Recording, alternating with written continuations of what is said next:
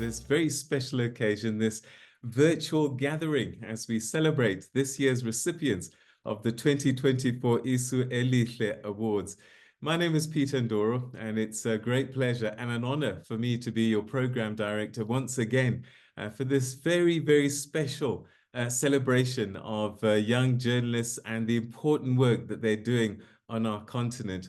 And as someone who's really passionate about our continent and has been working as a journalist for many years, reporting and telling the stories of our continent, I've come to appreciate the importance and the power of the media in shaping the narrative about our continent, and also how journalists play a critical role in ethical journalism on our continent. The Elihle Awards, and in particular, alongside the work that Media Monitoring Africa is doing so well, I think it's important to understand why it's so important to tell children's stories, especially doing it accurately, ethically, and with dignity. Why it's important, I think the statistics speak for themselves. What we know is that the continent has the youngest average age of all the continents in the world. I think it's just above 18, under 19. And by 2030, we're likely going to have 750 million children across the continent. Sadly, though, the reality is that all too often, their stories are not being told in mainstream media. And this gap pretty much talks to us missing an opportunity to talk and tell the stories of a generation that really is going to be defining our continent going forward. And so it's so good to see a program like this one, where our journalists are mentored, they are encouraged and given an opportunity to tell those very, very important stories and close that gap, because it's so, so important. And the journalists that we're celebrating today, I think, really represent the talent that's across the continent and their ability to see the stories and tell them in the way that they should be told. And so I'm really, really excited about today, excited about the awards. And our program's pretty simple. You're going to hear a few words from some key people. And then after that, we'll be hearing from the finalists themselves. And then we'll make the announcement of this year's winners. But even before we get to that, just to say that everybody that entered, everybody that's doing the work and perhaps didn't even enter, I hope that this inspires you, because it really is important work that you're doing. It's not a small thing. It is enormously important. And we celebrate you through our recipients today, the work that you're doing. Just a couple of housekeeping notes. The social media handles that we are using on Facebook and on X, it's at Media Matters ZA. And also the event hashtag is hashtag 2024 Elihle Awards. Okay, so I think let's get started and let's really set the stage for our young journalists who we're celebrating today. And with that, it's my great pleasure to welcome the director at Media Monitoring Africa, William Bird, who really has been an engine in some of these initiatives. William, thanks so much indeed for the work that you and your team are doing. Please take the stage with a few words of welcome and setting the scene for us. Hi, good evening, Peter. Oh, it's Tandy. I hope a somewhat, to some extent, improved version of William. Unfortunately, William sends his apologies. He's going to try and join. He was traveling today and just did not make it to the hotel in time, but running just a couple of minutes late. But we didn't want it to delay proceedings, so I've got the honor of welcoming everyone, and Peter, you couldn't have I couldn't say it better in terms of the introduction and why we're here. And just to say on behalf of MMA and the team, we are really excited about this 8th edition of the Isu Elihle Awards. It's always one of the highlights of our year in our work, and recognizing International Children's Day. It just, we want to use this to highlight the importance of media, of journalists engaging with and covering children's issues, and not only that, but children's issues on the continent. We and the team at MMA really feel passionately about these issues, and so it really is something that we all work towards in terms of improving the coverage of children. And so I'm not going to take up too much more time, just to really welcome everyone. We're really excited to hear the winners. Most of the team also, it will be a surprise. So really excited to hear the stories and to hear who the winners of this annual awards are. So Peter, back over to you. Thank you very much. And I think just a last point, just to reiterate what Peter has said. It's to everyone who has participated and contributed and took part in these awards, really congratulations, and keep up the really incredibly important work.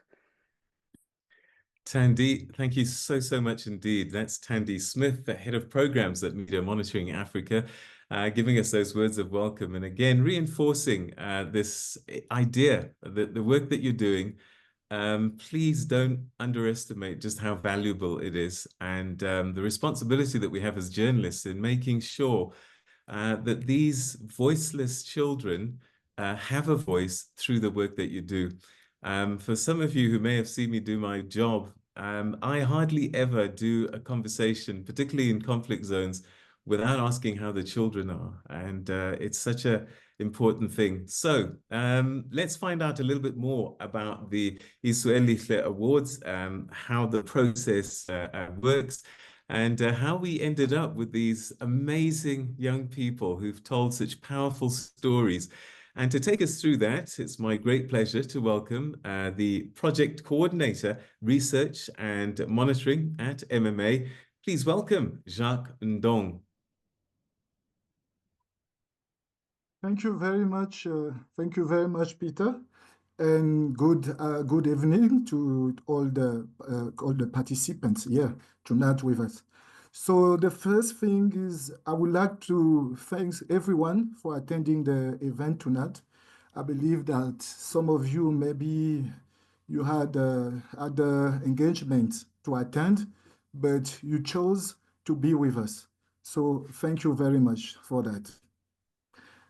Isu Elihle, this is another journey again that we have to achieve this year for media monitoring Africa. So we launched these awards in 2016, and like we said before, Isu Elihle is an isiZulu word. It means great idea. And this year was an amazing year for the award because it was the first time that we received a total of 139 applications from 19 countries in Africa. That's the first time ever. And we receive applications from North Africa, East, West, Central, Southern Africa. That's an amazing achievement for this award. Another very important component, I will say component of the award is the Mandy Rossouw accountability category. So the Mandy Rossouw Prize is awarded to the best story in which the powerfuls are held to account on issues specifically related to children. And we've been doing we've been paying a lot of attention to the Mandy Rossouw category. The project goal. So the project goal basically is to encourage alternative thinking around reporting on children, to also contribute to an environment that enables journalists to expose, but also to highlight issues affecting children within the African continent. And the objectives are we have three main objectives that we also always focus on, is to make sure that we encourage alternative thinking around reporting on children, to also, secondly, to provide journalists with the resources, the skills, and the opportunity to come up with innovative stories. Basically, ideas that challenge the above mentioned stereotypes. And finally, provide journalists with practical guidelines on how to report on children. So these are, like I said, the objectives. Now I would like to explain the process. How did we end up here tonight? The first phase. So this year we launched the award on the 1st May 2024, and we closed them on the 30th of May 2024. And like I said previously, we received a total of 139 applications. And for that process, after we received the applications, we had a first step adjudication. So we tried to come up with the best 15 stories. And and for that process, we used our colleagues as judges. I mean by that MMA's employees. So we had 4 judges for that. I will call it that first step. So I was helped by my colleague Tombi Kubeka. She's a project coordinator at MMA.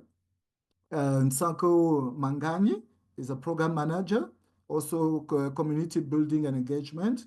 And my other colleague is Musa Rikotso, is a project coordinator, children's program. So we were the 4 judges that came up with the 15 best stories. And now we start what we call the second adjudication process. So that process is to select the top 6. And the top 6 are the journalists that are with us tonight. And for that process, that second adjudication process, we use 3 judges, 2 external and 1 internal. So the first judge was Sudeshan Reddy. He's a communication specialist for UNICEF South Africa. And we also have Liste Namumba. She's a program manager for research, monitoring, and analysis at MMA. And we have Mora Obiria. So Mora Obiria is a senior gender journalist from Kenya. And I need also to say that Mora Obiria was the overall winner of Elihle 2023. So this year, she was also part of that adjudication adjudication committee. Once we were able to come up with the top 6, each of them received a financial support of 10,000. That 10,000 was to use to produce their stories. And I really insist on that, to produce their stories. And they were able to produce the stories. And this is why they are here with us tonight. And tonight, that's the final phase to announce the winners. Thank you very much, Peter.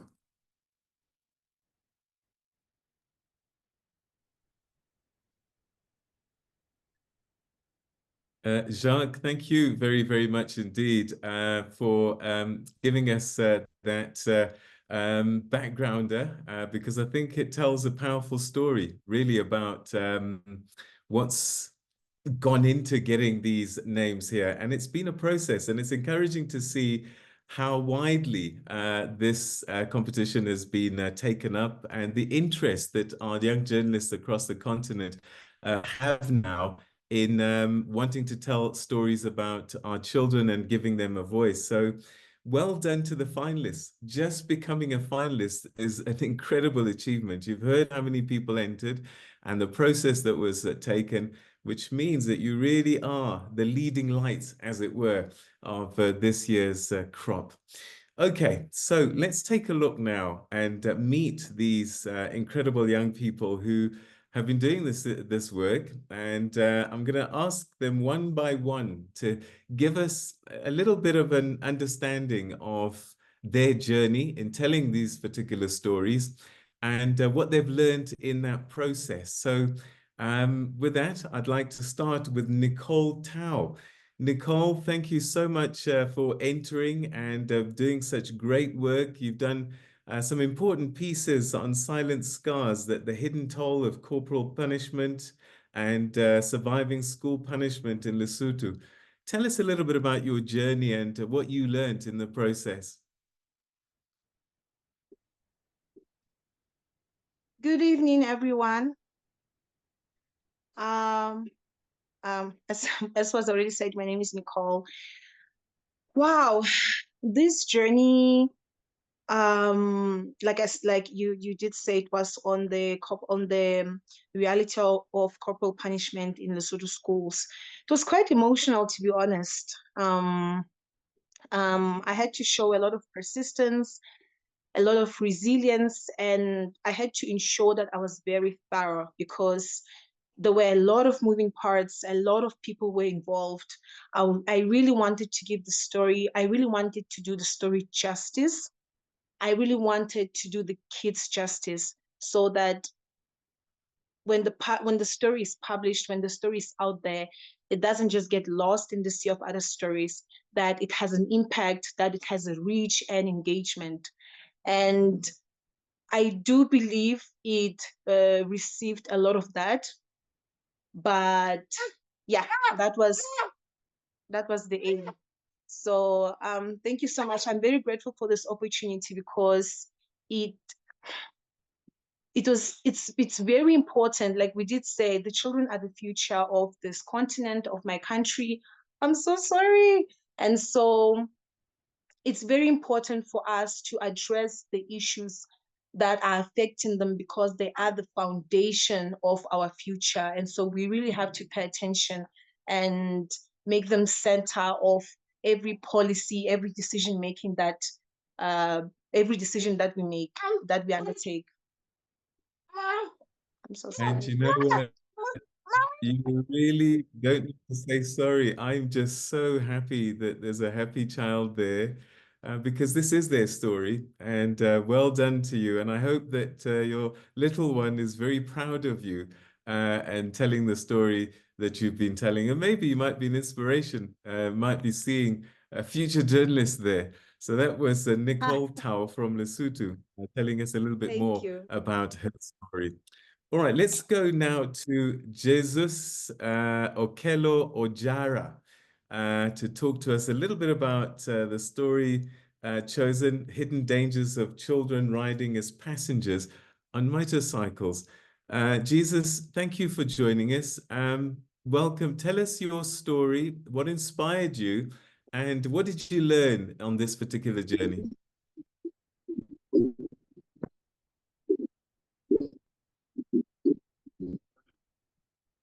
Wow, thank you very much. Good evening, Uganda. Yeah, this story is about the hidden danger of children riding on the motorcycle. In Uganda, in particular, we find that people have normalized process whereby they think a carry a child on a motorcycle daily to school is something very normal, and they don't even bother to ask the child how they feel. It was quite interesting to find out, don't know how it feels, what is the pain, what lies behind that. And it was amazing. Even the police officers, they are aware of the danger that once a child is on a motorcycle like that, the child can get injured and it causes some long effects on the child. I met a parent whose child, he was using a motorcycle to take his child to school. Unfortunately, the child was infected by pneumonia, and he says the burden of treating pneumonia is more quite so. In that scenario, children are waking up early in the morning and they are not aware, and it was really quite challenging and emotional. But all I learned is that children are dying innocently without them knowing. Yet we as journalists can come out and tell that story. We be their voices, and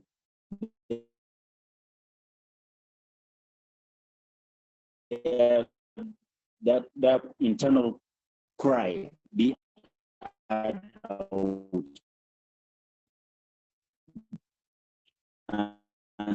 And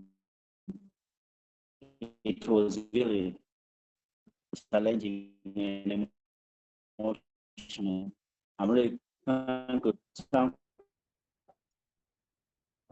to MA for giving me.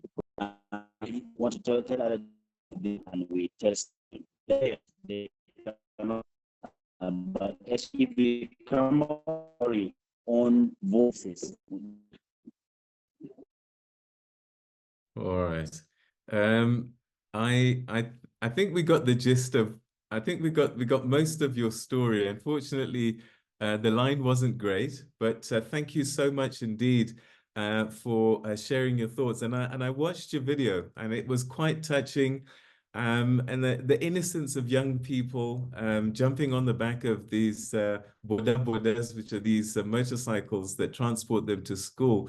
And this frightening statistic that, what is it, 2 or 3 children are dying every single day in accidents on these motorcycles, and sadly, not wearing any kind of protective clothing or helmets. So I'm pretty sure that it was a tough story to tell, but thank you so much for getting the story told. And let's hope that it has an impact and that the authorities find a way to make it safer for children to get on these transport modems, but do it safely. So thank you so much indeed, and well done on becoming a finalist. All right, we go to Kenya now, and we're now joined by Laura Otieno, who tells a story about how floods led to an education crisis in Kano Plains in Kisumu County. Laura, thank you for entering the competition, and well done on becoming a finalist. Tell us about your journey, the inspiration for the story, and what you might have learned along the way. Thank you so much, Peter. And it was an honor indeed to be chosen as a finalist. So my story was basically focusing on the plight of children who have been forgotten in a place called Kano in Kisumu, which is an area that is perennially hit by floods because of the increasing water levels from Lake Victoria. So what inspired me is that I had been doing the stories for quite a while, and oftentimes when we were covering the stories on floods, we were talking to adults. You know, you talk to mothers, you talk to fathers about how they're suffering, but then even considering the ethical reporting standards, you're not allowed ideally to show children's faces. You're supposed to minimize harm. So it had, I felt like they are a crucial piece that whose voices have been missing in the entire conversation around climate change and the response. And education was quite interesting because we went to a school, and it is a school that ideally has a capacity of 800 learners, but then they had gone up to, I think, 3,000. So they were sharing desks. They don't even have uniforms, you know, and it was such a sad state of affairs. So when I saw the call for these awards, I was interested because I said, oh, wow, maybe this is the golden chance to finally tell the stories of these children. And I really appreciate because there was mentorship that was offered. I had never reported on children before. I had never sat down to interview them. But then the program really offered two amazing mentors, who are taking us through the steps of how to talk to children, how to interview them, and it was quite a roller coaster, because at one point we had to stop the interview because, some of these children tell you, we're just here and I have not eaten for 2 days. We're just struggling to make ends meet. So I felt like it was an important story to tell. And we even tried to, there were a lot of challenges because government, as usual, was trying to downplay the whole issue and say we're doing the best we can. We even had the president saying education is the biggest equalizer. So we were trying to put that and then showing that in as much as government says one thing, really the reality for thousands of children in these places that are hit by floods is quite different. And, they were even giving recommendations on what they think needs to be done. And that was quite an interesting journey. And I am really hoping that a lot of people on this call would also get a chance to, experience what it's like to report on children and giving them a voice, because it was truly uplifting and very inspiring. Well, thank you very, very much indeed for taking up the mantle and telling that powerful story. Again, a story that I saw, and one cannot underestimate the effects of climate change. And sadly, our children, most of the time, are the most affected by these weather events. COP29 is busy happening in Baku in Azerbaijan. And I think that we need to tell that story a little bit more. And I think well done on telling the story and how it affects our children in the process. So well done to you, Laura Otieno from Kenya, telling a powerful story about our children and how the floods affected their education. Let's go now to Nigeria. And there we'll find Hussaini Umar, who told a fascinating story about the world of child cryptocurrency mining in Nigeria. So Hussaini, well done on becoming a finalist. An incredible story that you told. Tell us about your journey, what inspired it, and also what you learned in telling this story. Okay, good evening, everyone. Good evening inside you. This is not my first reporting on children in Nigeria, but this one became a special one for me. When I first reporting child crypto mining in Nigeria, I never imagined how profoundly it will change me. Those interviews were not just stories. They were revelations. Every child I spoke to stripped away my professional armor, showing me a world of resilience I never knew existed. In the beginning, communication was my biggest challenge, to be frank with you, because they are using local languages where we don't eat in Hausa language. So translation became a hurdle because we almost 90% of the interview, we did it in Hausa language. So I learned that listening isn't just about hearing, it is about feeling. Each child story became a mirror, reflecting not just their struggle, but the complex economic realities of our communities. Because everybody here in Nigeria, because of the economy, they want to get money. So that is why our children involved in this cryptocurrency problem here in all parts of Nigeria. So securing parental consent wasn't a bureaucratic step.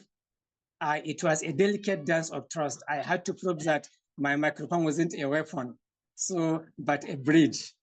These children were not just subjects, they were storytellers, economists, and survivors. The Elihle Award became more than a recognition to me. It was a testament to the power of giving voice to the voiceless. I realized that journalism isn't me telling their story. It is about creating a platform where their voices can echo and filtered and powerful. And my most profound lesson was empathy. It is because empathy is the most powerful journalistic tool. And sometimes the most important stories are whispered, not shouted. So I really thank Media Monitoring Africa and Elihle for this opportunity. And it really gave me another opportunity to go deeper and deeper to find more stories about children, because during my journey, I found a lot of stories towards the way, toward my road to this report, so that now I am going to focus my own vision into these children stories. Thank you very much, everyone.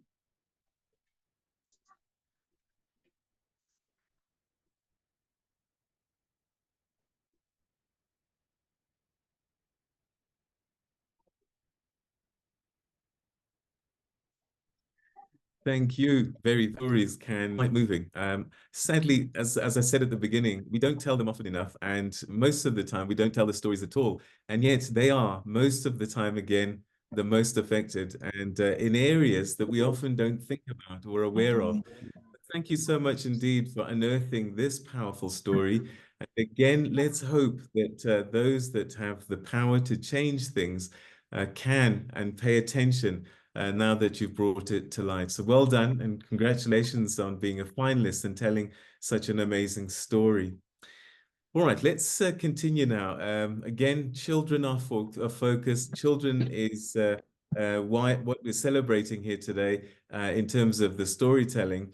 And Ayebare Cinderella told a powerful story, I think, about children and resilience, particularly beyond borders. And sadly, where you find often children that are not with their parents for one reason or another, and you end up with these child-headed households. So, Ayebare Cinderella, congratulations on being a finalist, and well done on a powerful story, well told. Take us through that journey and what you learned along the way. Ayebare? Good evening, everyone. Ayebare Cinderella. My story was basically about child-headed refugee families in Uganda. Child-headed families is about children that go into another country without their parents. Sometimes the cause of these unfortunate happenings is war. Most times it's war. You find a family of 3 kids, no mom, no dad, no guardian, no auntie, are surviving on their own. And you find maybe the firstborn is like 14 years, you know, no guidance at all. But what will inspire me to report about them, it's because despite the overwhelming hardships they face, they are pushing to study. And this really pushed me to share their stories and create awareness about their needs. And also, I really don't see a lot of media highlighting about refugee children in the settlements. The mentorship sessions that I had with the mentors shed more light on my career and guided me on how to cover children issues, because you really have to be critical when covering them. Yes, thank you so much. And thank you. Thank you very much indeed for telling that story and highlighting it. And you did a very good job on that. So congratulations again on being a finalist. And our 6th and final finalist that we're celebrating this evening is you, Innocent Kiiza. You wrote something very powerful about the climate change story and change in tax policies. And sometimes they can just be business or environment stories, but actually they're about real people. And sometimes, again, it's people that we pass by but don't really see. So I was quite touched with your story dealing with the struggles of children with albinism in Uganda. Innocent, well done. Tell us your story, your journey, and what you learned. Okay, good evening, everyone. Thank you. I'm so excited and happy to be among the top 6 finalists. And thank you, for this opportunity. Yeah, my story was basically how these children are struggling after the government of Uganda had come up with a policy and increasing taxes on imported goods. So for them, and whereby sunscreen was involved. For them, they looked at sunscreen like a cosmetic. They didn't know that sunscreen, it is almost a medicine to these children. So what caught my eye was I was moving. Actually, I was doing an environmental story, and I found this school when this child is struggling. We know Uganda, the temperatures are increasing due to climate change. Currently, according to the UN report, the temperature that has increased from 21 degrees Celsius to 27. And Uganda, since we are into we lie into the equator line and all that, so this child could even escape from school, going to the nearest river, at least to cool her body during the hot seasons. And in Uganda, we have almost 3 seasons. So this is what caught my eye. And this child, she couldn't even afford, the parents couldn't even afford the sunscreen. So when the families which could afford the sunscreen, after the Uganda has impacted impacted taxes on sunscreen, they could be those well-off families, and these children are struggling really. So my story reaching that's where the idea came from, but in the process of doing it, due to the African perspective to children with albinism, the myth around them, and the families were fearing, they had fear of misperception, of stigma, and mispresentation of these facts.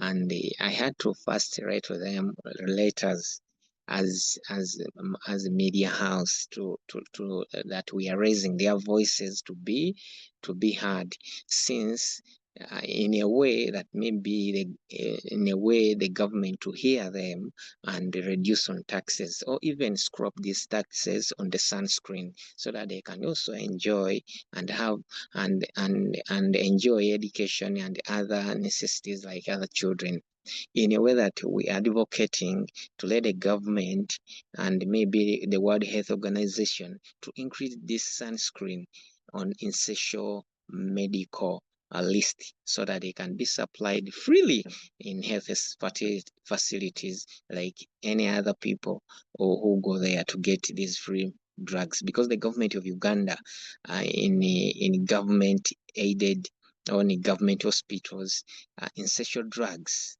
are for free.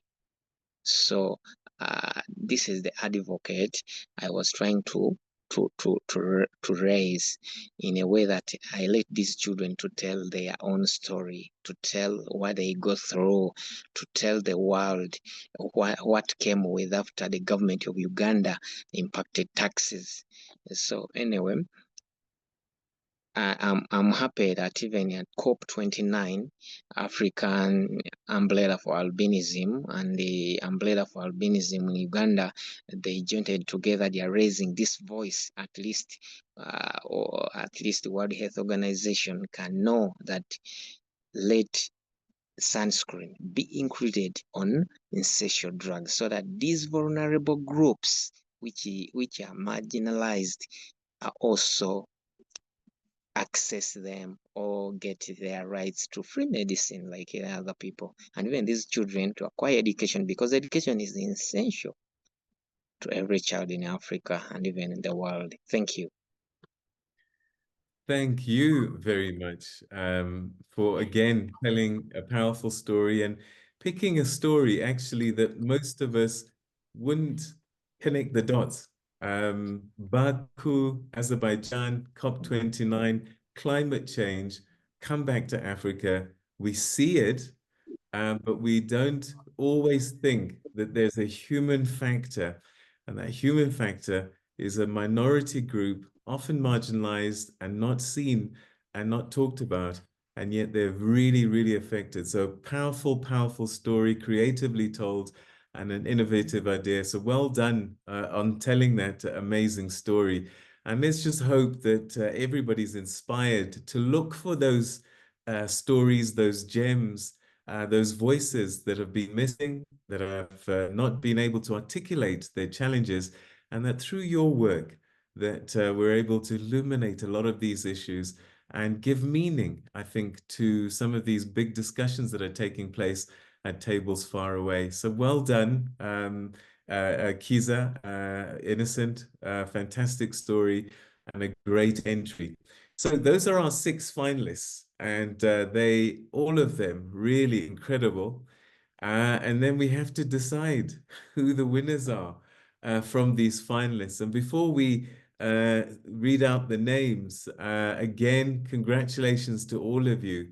Just getting to the top 6 was an incredible achievement. And I hope that you've learned a lot with the mentorship, with the assistance, that also that you can go out there and inspire others to tell the stories of our children. So great prizes to be had by our winners today. The overall winner will get the equivalent of around 25,000 Rand. And I hope that that is going to be a great help in the work that you're doing.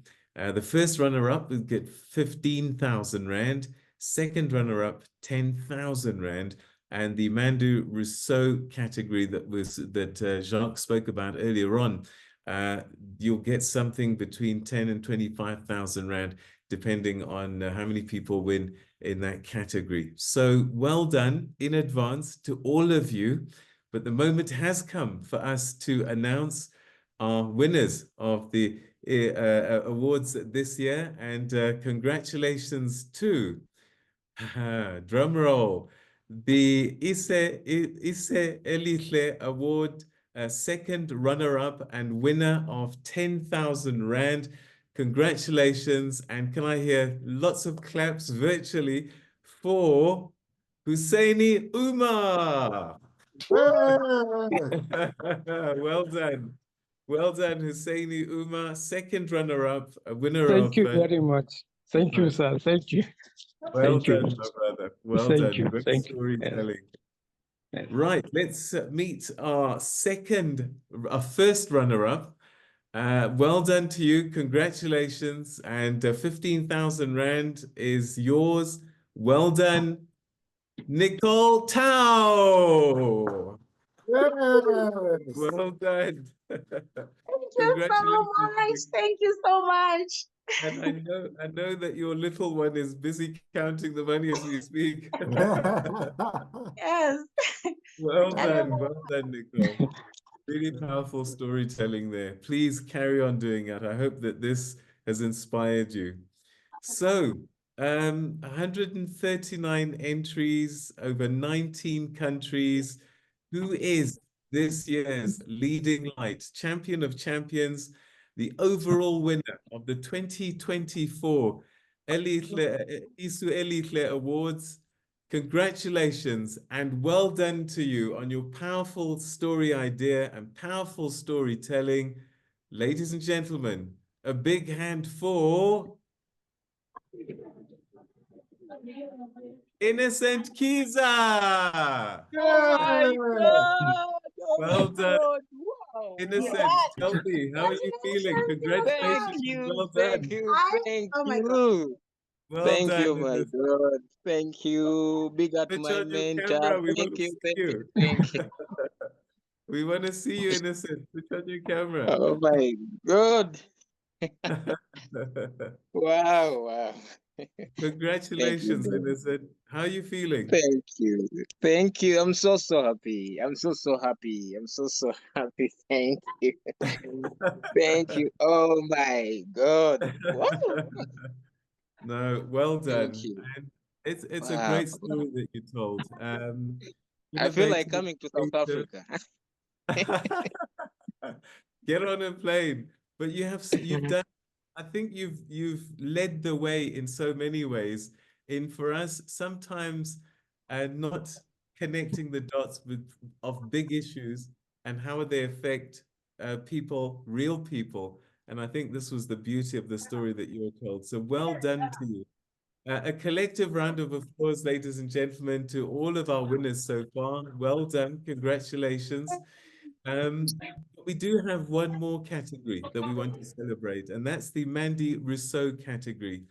And this year we actually have two contestants, and they might not have been aggressive in holding the powerful to account as we would have wished. But I think what they did well is that they both gave a clear expose of the respective child rights issues that they were addressing.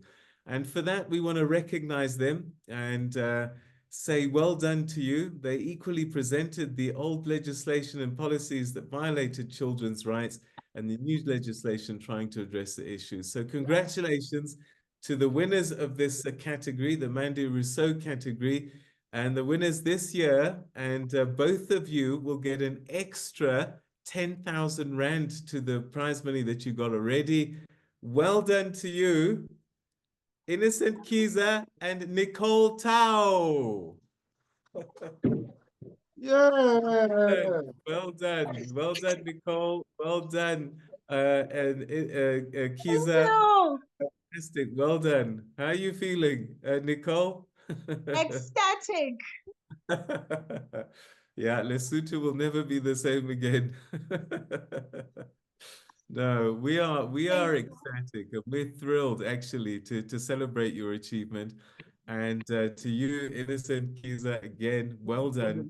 Fantastic overall winner and also a joint winner of the Mandy Rossouw category. Well done to you and to all of you, actually. Thank you so much for giving us an opportunity to celebrate the work that you're doing. And please don't tire doing good. The work that you're doing is important.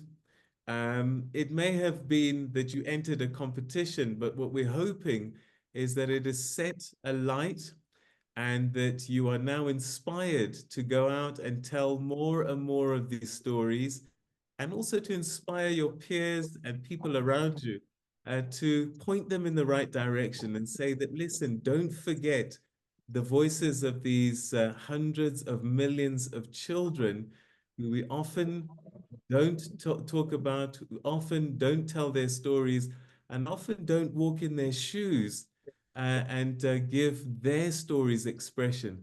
And so that's what we're celebrating today. But to the winners, the finalists, and the entrants, go out there and continue to do amazing work. And that's how we come to the end of this year's awards. Well done again to everybody.